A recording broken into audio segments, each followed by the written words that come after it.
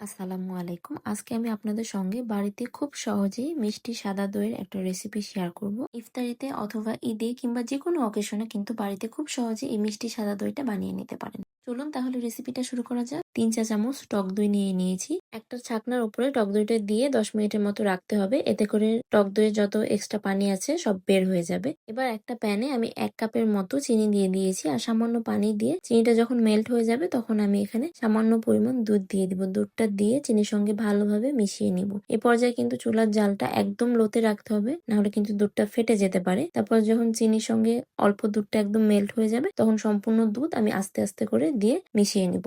এবার দুধটা ভালোভাবে বলক না আসা পর্যন্ত অপেক্ষা করতে হবে আর অনবরত দুধটা কিন্তু এভাবে একটা ডাব্বুর সাহায্যে নাড়াচাড়া করতে হবে। দুধটা যখন ভালোভাবে বলক চলে আসবে তখন আমি এখানে প্রায় ১ কাপের মতো গুঁড়া দুধটা দিয়ে দিচ্ছি। গুঁড়া দুধ দেওয়ার কারণে কিন্তু দইটা খেতে আরো বেশি মজা লাগে। এবার দুধের সঙ্গে পাউডার মিল্কটা ভালোভাবে মিশিয়ে নিতে হবে। তারপর চুলার জালটা আমি বন্ধ করে দেব। আঙুল দিয়ে ১০ সেকেন্ডের মতো সহ্য করে রাখা যায় এমন যখন গরম হবে তখন সেই দুধটা দিয়ে কিন্তু দইটা বানাতে হবে। দুধটা একেবারে বেশি গরম অথবা একেবারে বেশি ঠান্ডা হয়ে গেলে কিন্তু ভালোভাবে দইটা হয় না।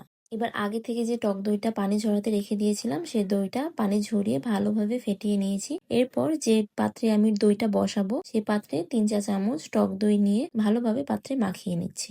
এবার ফেটিয়ে রাখা টক দইয়ের মধ্যে সামান্য দুধ দিয়ে একটা হ্যান্ড উইক্সের সাথে ভালোভাবে মিশিয়ে নিব, যেন একদমই দলা বেঁধে না থাকে। তারপর ভালোভাবে মিশিয়ে নেওয়া হয়ে গেলে সব দুধের মধ্যে আমি ফেটানো টক দই আর দুধের মিশ্রণটা দিয়ে ভালোভাবে আমি ফেটিয়ে নিব ৩ থেকে ৪ মিনিটের মতো। ভালোভাবে মিশিয়ে নেওয়া হয়ে গেলে আমি যে পাত্রে দইটা সেট করতে দেব সেই পাত্রে আমি দুধটা ঢেলে দেব। আমি মাটির পাত্রে দইটা বসিয়েছি, আপনারা চাইলে কিন্তু যে কোনো পাত্রে দইটা বসিয়ে নিতে পারেন। দুধটা পাত্রে ঢালার সময় সাইডে একটু ছিটে গিয়েছে, যে কারণে আমি এটি টিস্যুর সাহায্যে ভালোভাবে মুছে নিচ্ছি। এবার পাত্রে ঢাকনা দিয়ে ঢেকে আমি কম্বলের মধ্যে পাত্রটা দিয়ে ৫ থেকে ৬ ঘন্টার মতো রেখে দিয়েছিলাম। আমার হাতে বেশি সময় ছিল না, কিন্তু আপনারা কিন্তু ৭ থেকে ৮ ঘন্টার মতো রেখে দিবেন কোনো গরম একটা জায়গায়।